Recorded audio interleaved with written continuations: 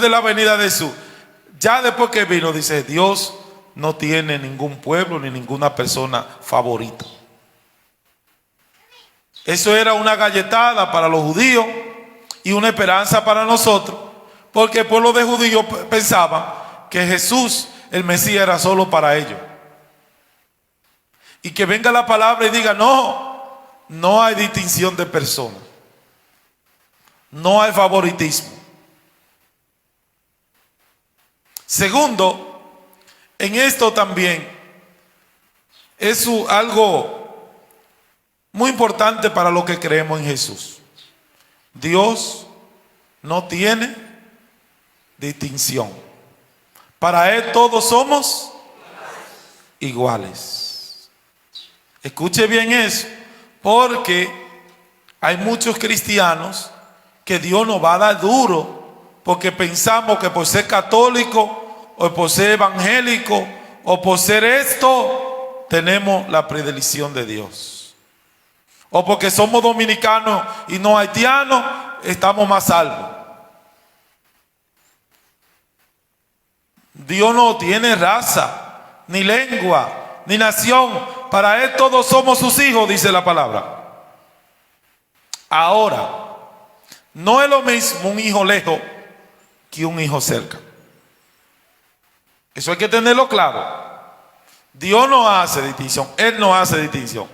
Pero yo o estoy cerca o estoy lejos. Vamos a poner un ejemplo claro. Los hijos de ustedes, ¿quién es el que se le come bocadito a ustedes?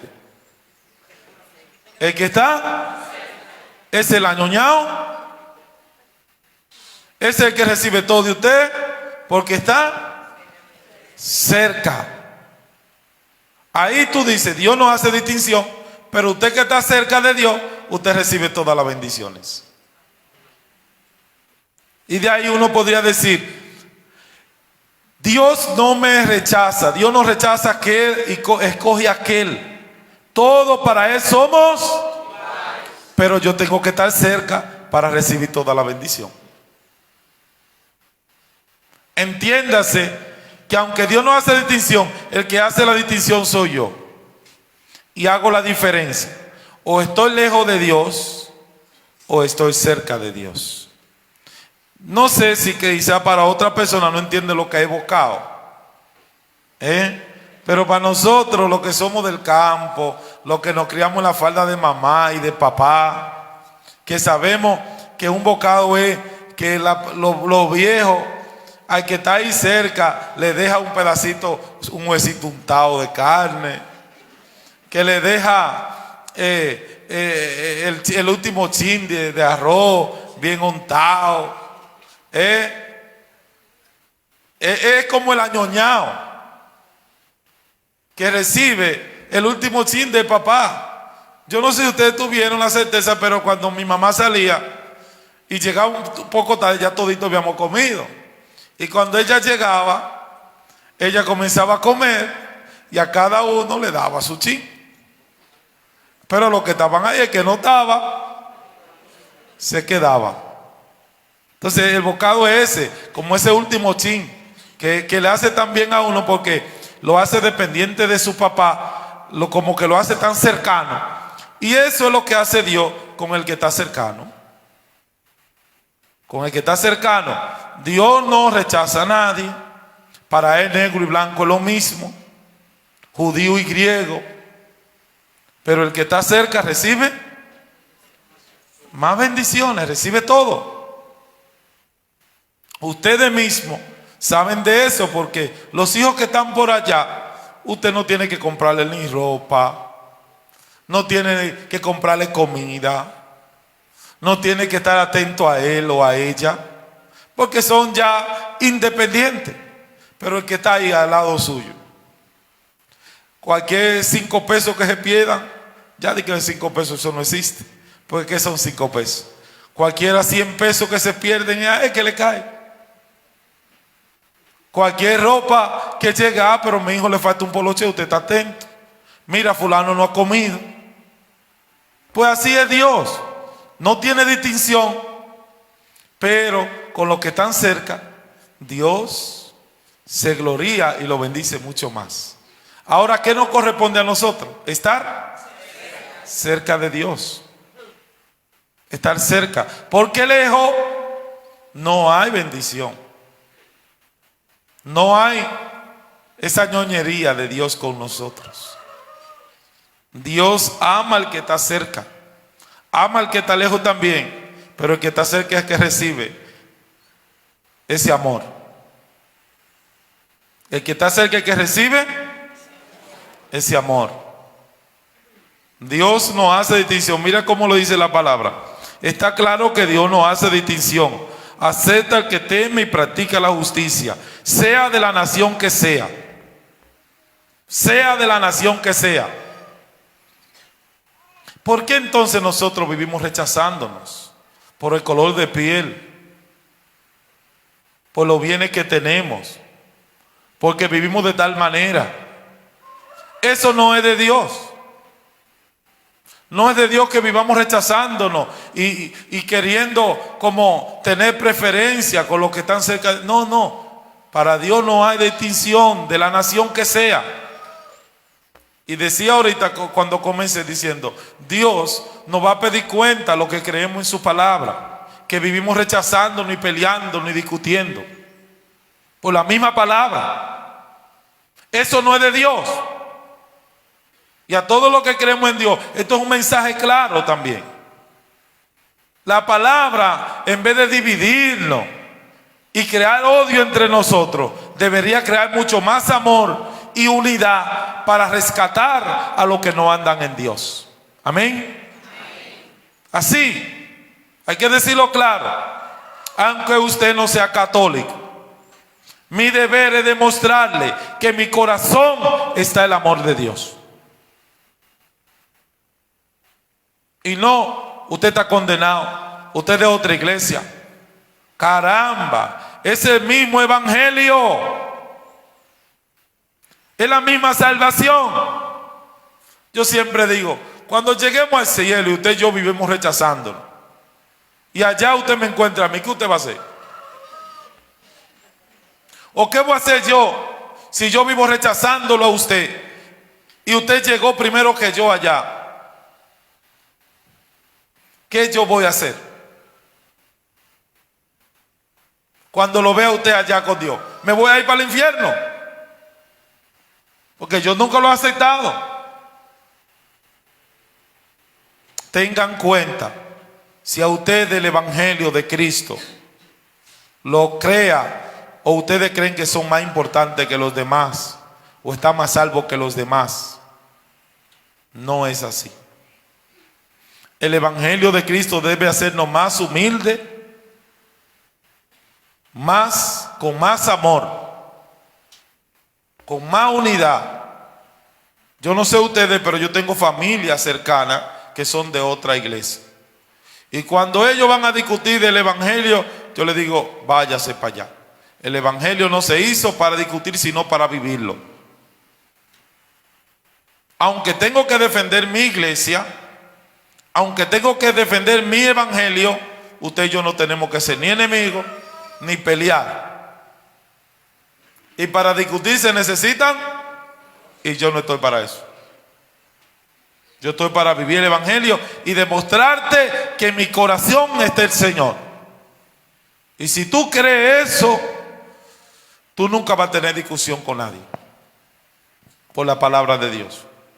De lo contrario, te va a alegrar cuando un bendito que esté en vicio y se convierta, aunque sea en otra iglesia que no sea la tuya.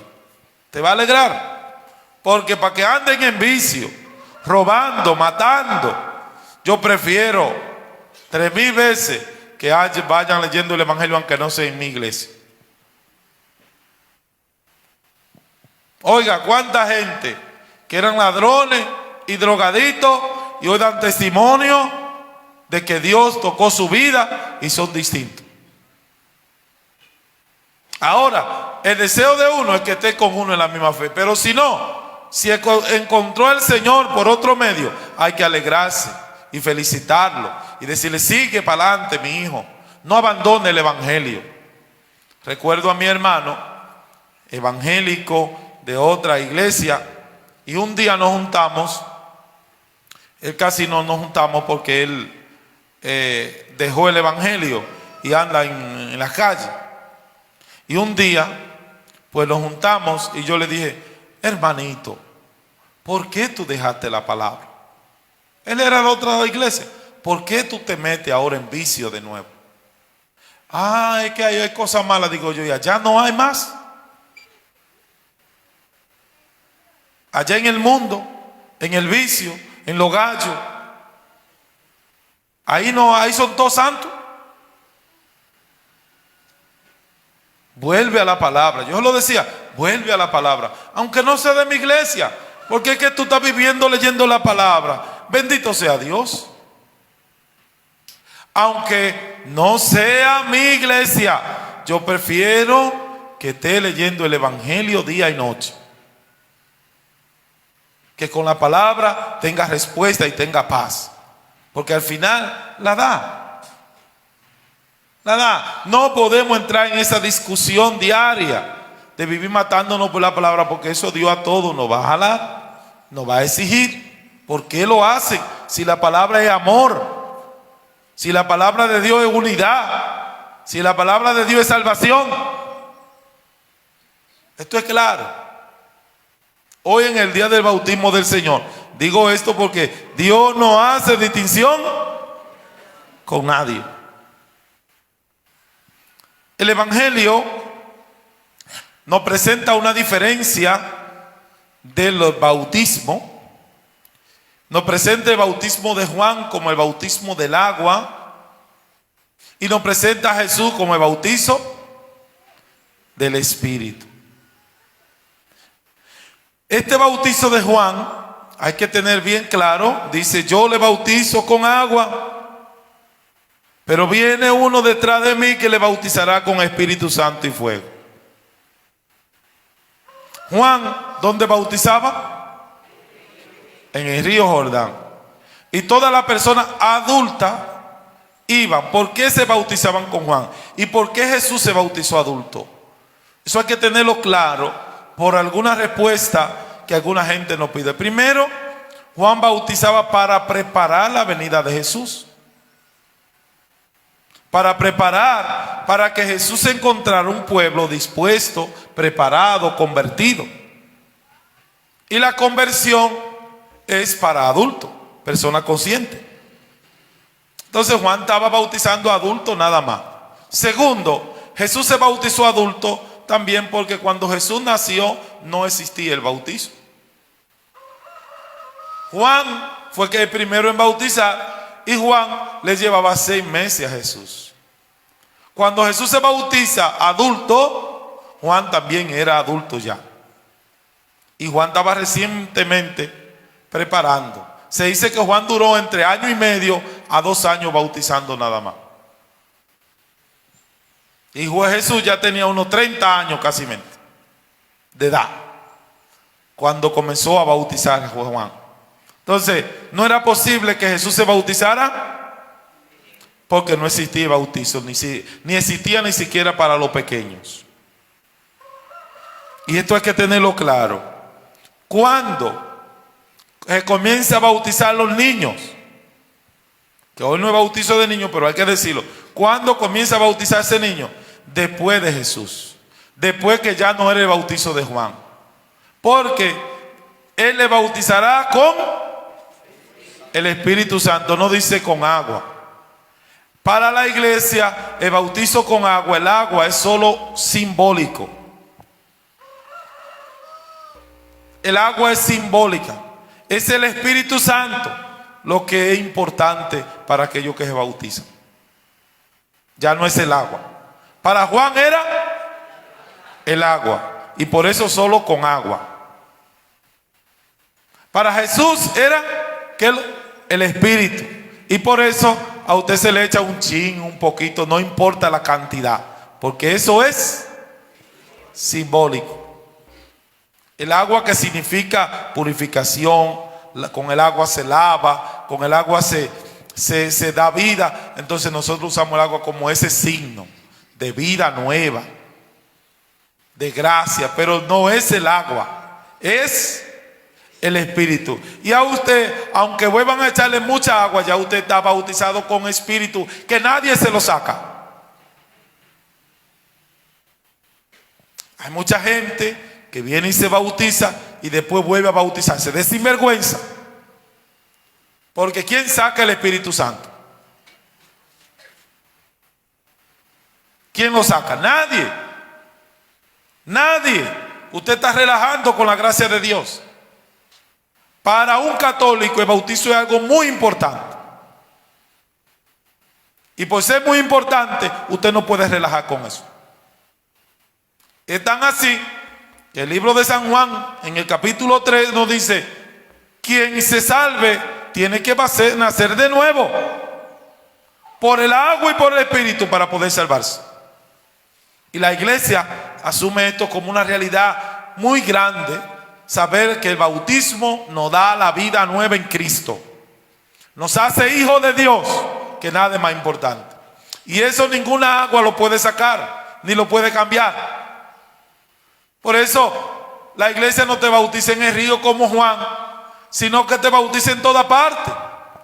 A donde quiera que la iglesia te escoge para bautizarte, tiene que haber una comunidad, tiene que haber unos testigos y tiene que haber agua.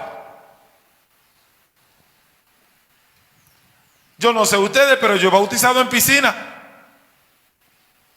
Yo he zambullí un lote de muchachos en la noche de Pascua. Aquí no lo he hecho porque aquí no tenemos el espacio. Pero tenga usted seguro que cuando tengamos una iglesia grande, vamos a tener bautizo sumergido también, que eso es lo que significa bautizo. Porque no nos importa la cantidad de agua. Un día puede ser mucha, como otro día puede ser poquita. A nosotros lo que nos importa es el signo. Eso téngalo claro para que den respuesta cuando alguien malversado quiera confundirlo. Es que no importa la cantidad de agua, no importa si es un río como si es una fuente chiquitica. Lo importante es el Espíritu. Somos bautizados en el bautizo de Jesús, que yo le bautizo con agua, pero dice Juan, pero Él le bautizará con el Espíritu Santo. Y eso hay que tenerlo claro.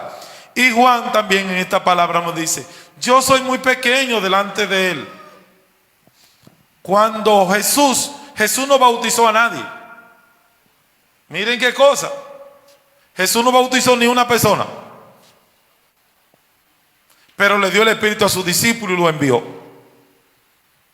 Le dio el Espíritu, sopló sobre ellos: reciban el Espíritu Santo. Vayan y hagan discípulos todos los pueblos, bautizándolos en el nombre del Padre, del Hijo y del Espíritu Santo. Él lo mandó a bautizar a todos. Y ese mandato es el que la iglesia asume para bautizar a todo el que quiera bautizarse. Hoy tenemos el bautizo de gente adulta, para recordar también ese bautizo del Señor. Y que nosotros también, en el bautismo del Señor, también renovemos nuestro bautizo. Finalmente, qué bonito ver la Santísima Trinidad en el bautismo del Señor. Es esa voz que grita en el desierto cuando Juan le está bautizando. A Juan le habían dicho que fuera a bautizar y le preguntan: ¿quién te mandó? ¿Quién lo hizo? Y dijo: el que me mandó dijo que al que yo bautizara y bajara el Espíritu Santo en forma de paloma, ese sería el Mesías. Oye, y Juan bautizaba esperando ese día, hasta que llegó Jesús. Y se dice la palabra que bajó en forma de paloma el Espíritu el día que lo bautizan. Y se escuchó una voz. Y ahí está la Santísima Trinidad clarísima. El Hijo que se está bautizando. La paloma que baja. ¿Quién será? El Espíritu. Y el Padre que habla: este es mi Hijo. Tú eres mi Hijo amado, mi predilecto. Ahí tú ves la Santísima Trinidad. En todo bautizado también es en ese santísimo nombre de la Santísima Trinidad. Pasa lo mismo. El Padre que lo ha creado es quien lo presenta. El Hijo que es el que lo bautiza. Y el Espíritu es el que mora en tu vida. El que entra, signo de esa agua, signo de esa ropa, signo de esa luz que se te entrega. Ojalá que esta palabra nos sirva siempre para glorificar la Santísima Trinidad en cada acto. Por eso siempre cada actividad religiosa comenzamos en el nombre del Padre, del Hijo y del Espíritu Santo, diciendo todo lo que vamos a hacer está consagrado a la Santísima Trinidad.